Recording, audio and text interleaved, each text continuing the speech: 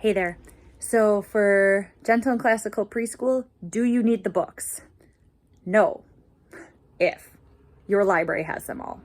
If your library doesn't have one of the unit books, check and see if there's something else you could do. But most of the activities that you do, like the handicraft activity, goes along with the book. So if you don't have it and the activity is heavily tied to the book, I would recommend getting the book. The books are beautiful. You're not going to be sad if you bought them. They're going to work great. If you want like the big truths for little kids, big thoughts for little people, I would make sure that your library has some of those, because some of your more religious books, they may or may not have. So honestly, we didn't buy a single book for Gentle and Classical Preschool.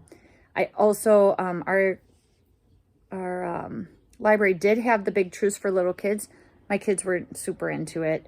Some people used theology that is used in primer. So you could go ahead and do that.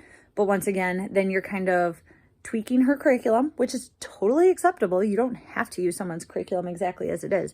But then you will have to, modify your weekly schedule or whatever you need to modify. So just be aware that her curriculum all does work together very beautifully. And in her activity and handicraft guide, she has thought through everything. She has thought through, the letter of the week with the big thoughts for little people, with the handicraft and this and that. And so like it all works together extremely well.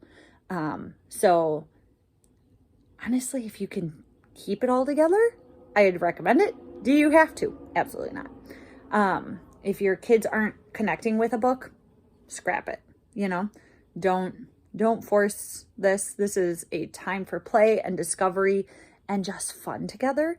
And that's what this curriculum is, and we have loved it. Do you need those books? No, is my answer when it comes to preschool. I will make another video though about what I think about books for primer.